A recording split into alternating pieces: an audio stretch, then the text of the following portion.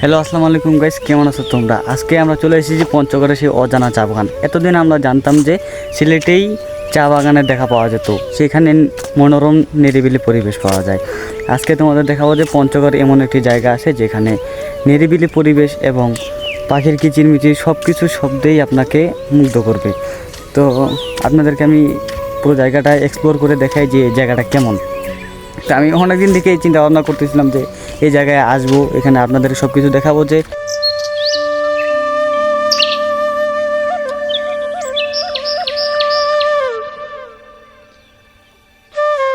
চোখ এদিকে যত দূর যায় তত দূর খালি সবুজ আর সবুজ। এখানে এই সবুজের ঘেরার বাগানের ভিতর দিয়ে সরু সরু এমন অনেক রাস্তায় আছে। এখানে শান্তির যে একটা ব্যাপার, এখানে আসলে আপনি সব দুঃখ কষ্ট ক্লান্তি ভুলে এই যে বাগানের যে ফিলটা, এই বাগানের ফিলটা নিতে থাকবেন। এখানে মানুষ ঘর বলে, এই ঘর ওইখানে দিয়ে রাখছে, ওইদিকে একটু পরে যাব, ওইদিকে সব কিছু আপনার দেখাবো। এই ঘরে মানুষ এসে ঘন্টার পর ঘন্টা সময় কাটায়।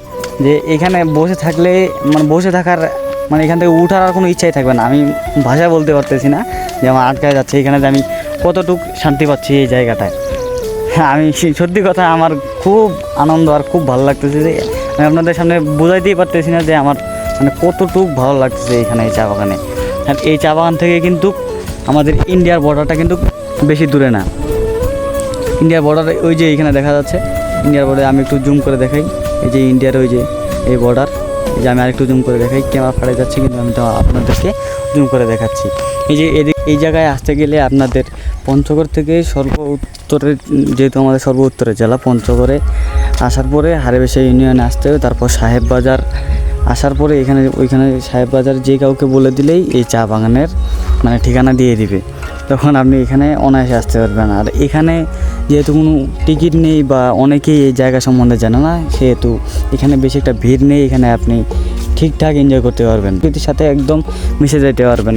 এখানে আপনার কোনো টেনশন থাকবে না, না কোনো থাকবে ফিল। এখানে আপনি সব কিছুই নিজের মতো করে নিতে পারবেন। তো প্রকৃতির সাথে যদি মিশে যেতে চান তাহলে আপনাকে আমি সাজেস্ট করবো যে পঞ্চগড়ের একটু ঘুরে যান। পঞ্চগড়ের এই অজানা চা বাগানে আপনি একটু ঘুরে বেড়ান, তাহলে আপনি বুঝতে পারবেন যে প্রকৃতির কতটা সুন্দর এবং কেমন সৌন্দর্যতার ভিতরে প্রকৃতির মাঝে আপনি যদি বিলীন হয়ে যেতেন, তাহলে আপনাকে এই বাগানে অবশ্যই একবার না একবার আসতে হবে। চা পাতাগুলো আছে এগুলো কিন্তু এখনও কাটে নাই, আর এই পাশেরগুলো আছে, এই পাশেরগুলো কিন্তু কেটে ফেলছে, আর কিছু অংশ রেখে দিয়েছে আর কি।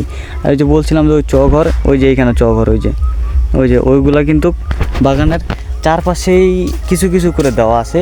ওই সাইডে আছে, ওই সাইডে যাবো না এখন। ওইখানে বিএসএফের বেশি একটা টহল আছে, ওইদিকে যেতে দেয় না। যেহেতু আমি এখানে লোকাল মানুষের সাথে কথা বলছি যে ওইদিকে বেশি একটা লোক, বাট কারণ টুরিস্ট তো এখানে আসে না, কারণ এই জায়গাটা কেউ চিনেই না। এখানে টুরিস্ট আসবে কোথা থেকে?